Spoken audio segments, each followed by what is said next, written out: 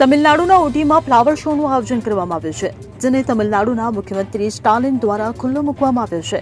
જુઓ વિગતવાર અહેવાલ. આ વર્ષે ઉનાળાના ઉત્સવનો મુખ્ય કાર્યક્રમ 25 મે સુધી 11 દિવસ ચાલશે. મુખ્યમંત્રી સ્ટાલિન આ ઉદ્ઘાટન કાર્યક્રમમાં તેમના પરિવારના સભ્યો સાથે ઉપસ્થિત હતા. તેમણે પરિવાર સાથે ફ્લાવર શોને નિહાળ્યો હતો, જેનું મુખ્ય આકર્ષણ તમિલ રાજવીઓની થીમ પર આધારિત હતું. જિલ્લા વહીવટી તંત્રના જણાવ્યા અનુસાર 70 ફૂટ લાંબો અને 20 ફૂટ ઊંચો આ મહેલનો રવેશ જેવો દેખાતો ડિસ્પ્લે બનાવવા માટે 1.3 લાખથી વધુ ફૂલોનો ઉપયોગ કરવામાં આવ્યો હતો.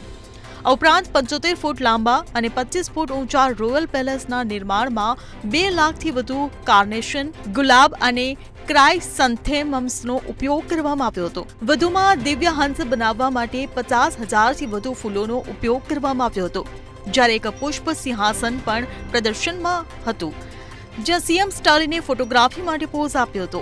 અન્ય પ્રદર્શનોમાં હાથી અને વાઘ જેવા પ્રાણીઓ જેવા દેખાતા ઝૂલા, સંગીતના સાધનો અને ફૂલોની સજાવટનો સમાવેશ થતો હતો.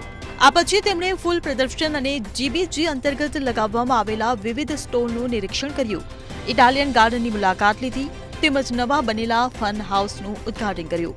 એટલું જ નહીં, પરંતુ ઉદ્ઘાટન પ્રસંગે સાંસ્કૃતિક કાર્યક્રમોનું આયોજન કરવામાં આવ્યું હતું, જેમાં ભરતનાટ્યમ તેમજ નીલગિરીમાં રહેતા તિબેટી સમુદાય દ્વારા પ્રદર્શનનો સમાવેશ થતો હતો. બડાગા સમુદાય અને ટોડા અને કોટા જાતિઓના આદિવાસી જૂથોના સભ્યો દ્વારા પરંપરાગત નૃત્યો પણ રજૂ કરવામાં આવ્યા હતા.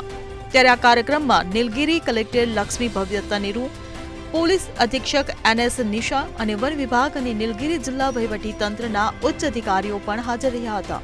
Bureau report CN24 news. હવે જુઓ દેશ દુનિયાની તમામ ખબરો તમારી આંગળીના ટેરવે. ઉઠાવો મોબાઈલ અને Google Play Store પરથી ડાઉનલોડ કરો અમારી CN24 ન્યૂઝ મોબાઈલ એપ.